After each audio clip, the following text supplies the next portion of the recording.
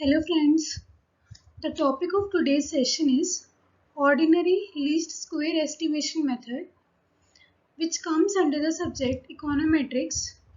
This topic is important for UGC NET JRF Economics, Indian Economic Services RBI Grade P DEPR exam and for any other economics related exam. So let's start our topic. First of all, we will do sample linear regression model and population linear regression model. So what is the difference between these two कि population linear regression model में और sample linear regression model में क्या difference है? तो population linear regression model को हम लेके चलते हैं yi is equal to beta 1 plus beta 2 xi plus ui where I is the sample value taken कि कौन सी वाली ith वैल्यू में से हमने अपनी सैंपल वैल्यू ली है. y is the dependent variable. क्यों? क्योंकि y की जो वैल्यू है वो डिपेंड करती है x की वैल्यू पे. अगर हम x की वैल्यू को चेंज करते जाएंगे तो साथ के साथ हमारी y की वैल्यूज भी चेंज होती रहेंगी. तो x हो जाएगा इंडिपेंडेंट वेरिएबल और y हो जाएगा हमारा डिपेंडेंट वेरिएबल. लाइक कि इकोनॉमिक्स में अगर एग्जांपल लें प्राइस एंड क्वांटिटी डिमांडेड का, तो जो हमारी क्वांटिटी डिमांडेड होती है वो प्राइस पे डिपेंड होती है. तो Q is equal to function of price कि अगर मान लो प्राइस इंक्रीज हो गया तो क्वांटिटी डिमांडेड डिक्रीज हो जाएगी और अगर प्राइस डिक्रीज हुआ तो क्वांटिटी डिमांडेड इंक्रीज हो जाएगी. तो here price is the independent variable and quantity demanded is the dependent variable. Now B1, beta 1 is the intercept term कि अगर हमारी ये वाली टर्म जीरो हो जाए बीटा 2 xi वाली तो सिर्फ और सिर्फ बीटा 1 बचेगा. तो ये इंटरसेप्ट टर्म है, ये एवरेज शो करता है कि if intercept term shows average of value of y when x is equal to 0 कि अगर x 0 के इक्वल है तो y की एस्टिमेटेड वैल्यू क्या होगी. बीटा 1 का सिर्फ इतना मतलब है कि इंटरसेप्ट टर्म है. And beta 2 is the slope coefficient of xi कि xi के चेंज होने से कितना इफेक्ट पड़ रहा है y पे वो बीटा 2 हमें बताएगा. And ui is the random term कि जब हम अपना एस्टिमेशन कर रहे हैं तो अगर कोई भी रैंडम एरर टर्म आती है तो वो आ जाएगी ui में. तो ये हो गया पॉपुलेशन का लीनियर रिग्रेशन मॉडल. अब हम जाएंगे पॉपुलेशन से सैंपल पे क्योंकि हम पूरे पॉपुलेशन की स्टडी नहीं कर सकते तो हम सैंपल की स्टडी करेंगे. So what is SRM?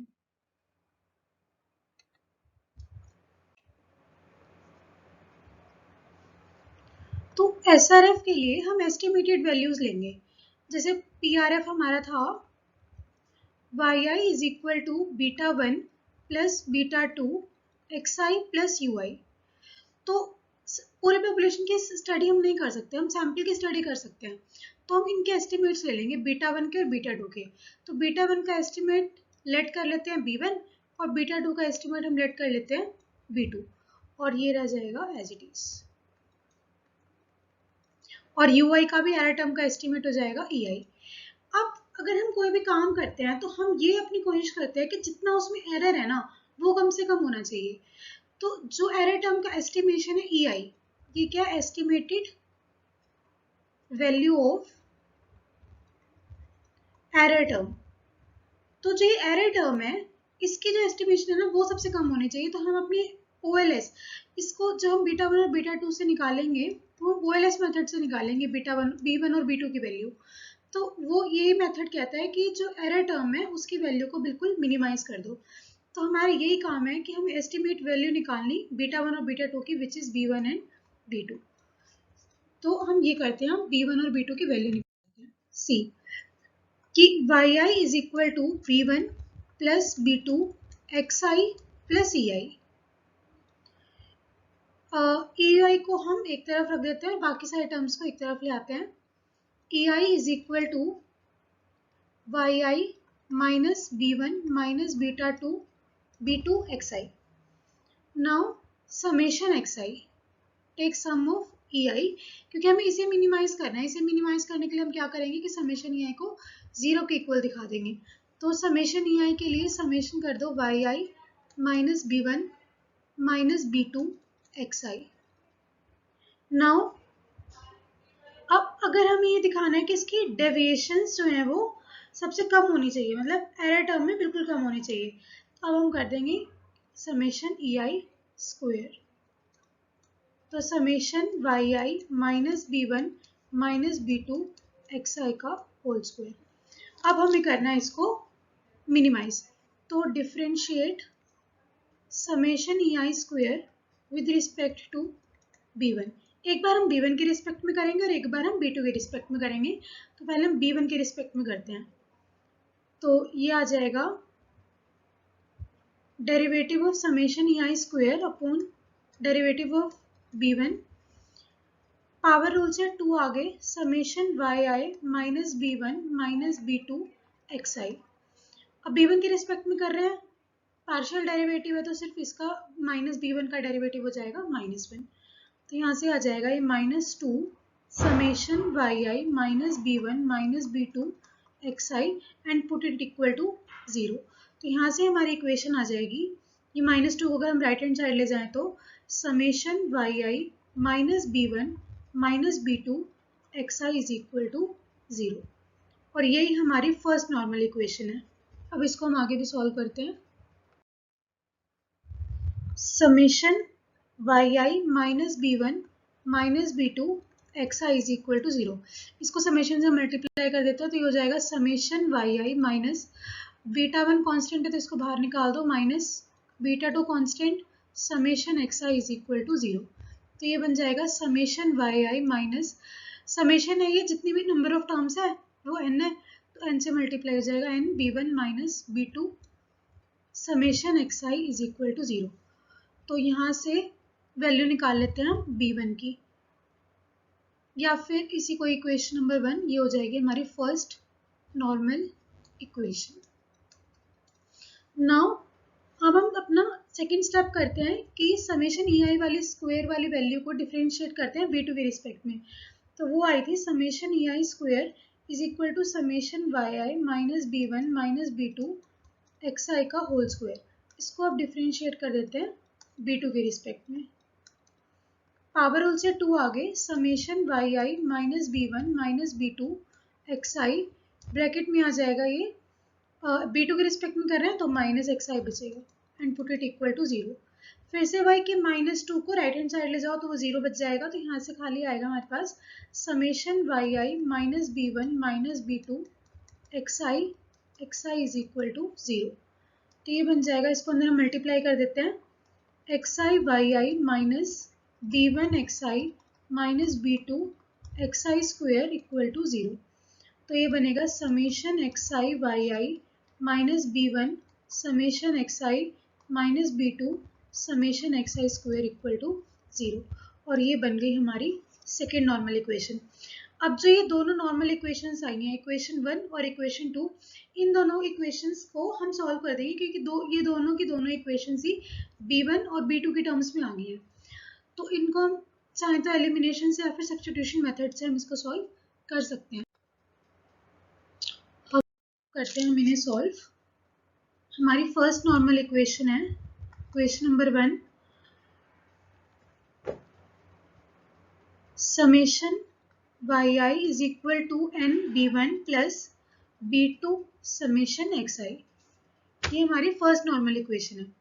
इसको डिवाइड कर देते हैं n से, पूरी इक्वेशन को divide by n, n n इधर हम लिख देंगे अपनी सेकेंड नॉर्मल इक्वेशन। तो यहाँ से आएगा ये summation y i by n, y bar की वैल्यू होती है is equal to b one, n से एन कैंसिल हो जाएगा, प्लस बी टू और ये summation x i by n हो जाएगा एक्स बार।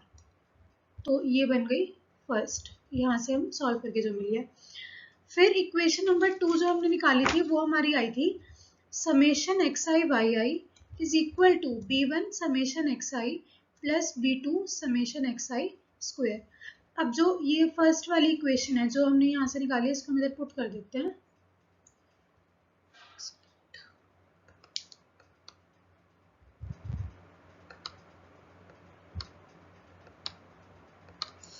यहाँ से हमारी आएगी ये b1 की value y bar minus b2 x बार। इस वाली इक्वेशन में पुट कर देते हैं आप इस वैल्यू को इस वाली में। तो summation xi yi is equal to y bar minus b2 x bar summation xi plus b2 summation xi square. इसको सॉल्व कर देते हैं। Summation xi yi is equal to y bar summation xi minus x bar b2 summation xi plus b2 summation xi square. अब b2 वाली terms एक तरफ, बाकी सारी टर्म्स एक तरफ, तो ये आ जाएगा summation xi yi minus y bar summation xi।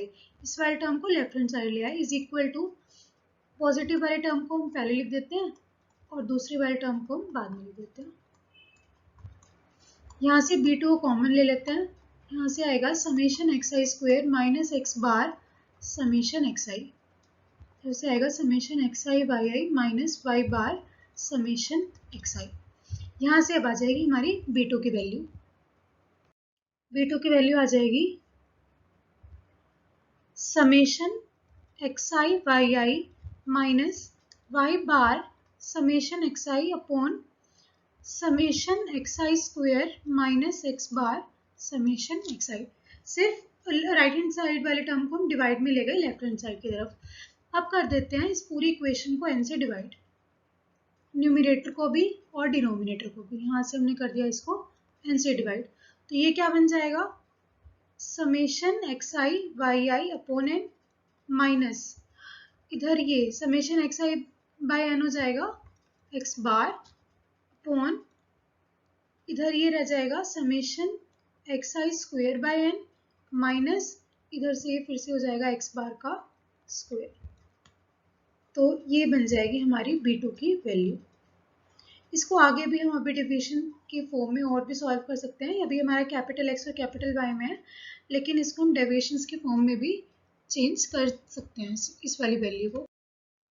Now आप जो डेविएशन के फॉर्म में है उसको हम लिख सकते हैं b2 is equal to summation xi yi upon summation xi square. और इसको हम प्रूव कर देंगे कि ये इक्वल आ रहा है summation xi yi minus n y bar x bar upon summation xi square minus n x bar का होल स्क्वायर, जो अभी हमने लास्ट स्लाइड में निकाला है। तो हमें जस्ट ये प्रूव करना है कि ये वाली जो वैल्यू है ना वो ये इसके इक्वल आ रही है। तो हम इसको प्रूव करते हैं summation xi yi upon summation xi square. इसको xi स्मॉल xi है, इसका मतलब कि डेविएशंस में है, तो इसको हम लिख सकते हैं समेशन x माइनस x बार yi को capital Y minus capital Y bar upon summation x minus x bar का whole square.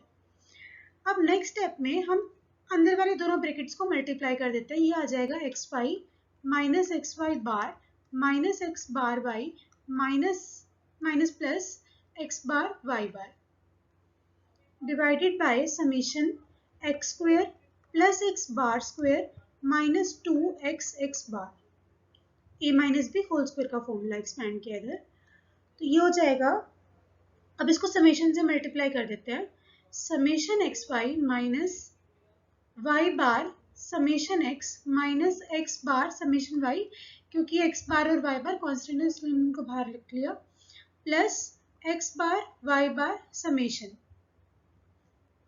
Upon summation x square plus x bar whole square summation minus x bar 2 into summation x।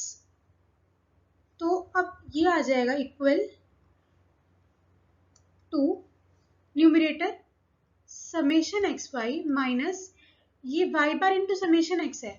अब x bar का formula होता है summation x bye n, तो हम summation x को यहाँ से लिख सकते हैं x बार इंटू n। तो हम यहाँ पुट कर देते हैं n इंटू x बार।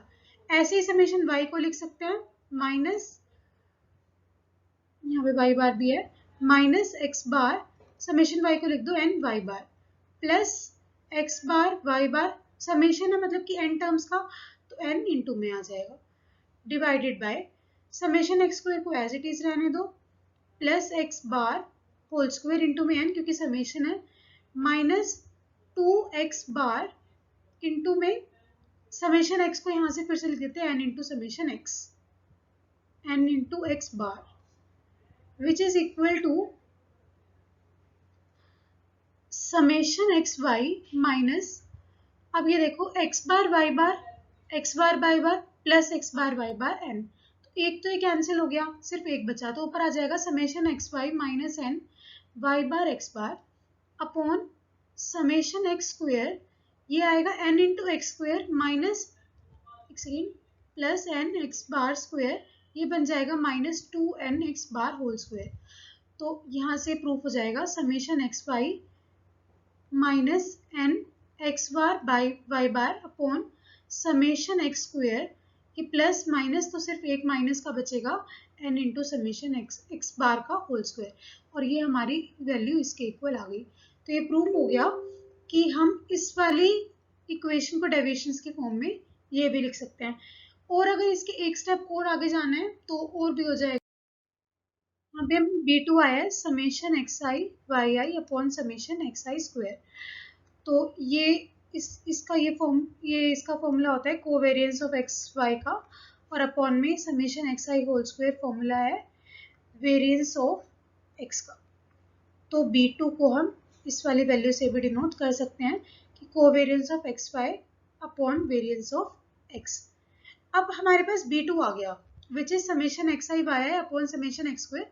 अब हम अपना B1 भी निकाल सकते हैं। So now we move at to find B1। Now B1 था y bar minus B2 x bar, और B2 की वैल्यू हमने निकाली हुई है summation x i y i minus n x bar y bar upon summation x i square minus n x bar का whole square. इस वाली वैल्यू को हम इस इक्वेशन में पुट कर देते हैं, तो हमारे पास B1 आ जाएगा। तो B1 is equal to y bar minus summation x y minus n x bar y bar upon summation x square minus n x bar whole square multiply by x बार।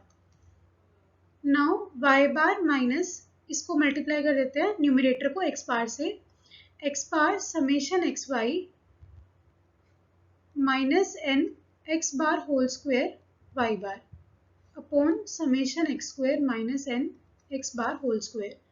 तो इसका LCM ले लेते हैं यहाँ पर, summation x square minus n x bar का whole square, इसको इधर से मल्टीप्लाई करेंगे तो आ जाएगा y bar summation x square minus n y bar x bar whole square minus x bar summation x y minus n minus minus plus n x bar whole square y bar.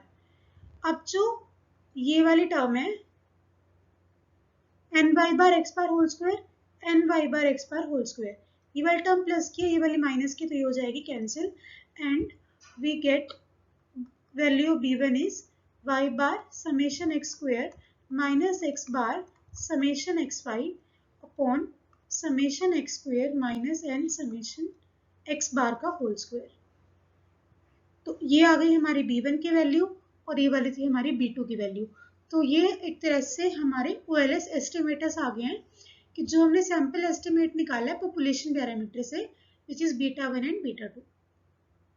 So I hope you like this video, and if you like, please like, share and subscribe my channel. Thank you so much.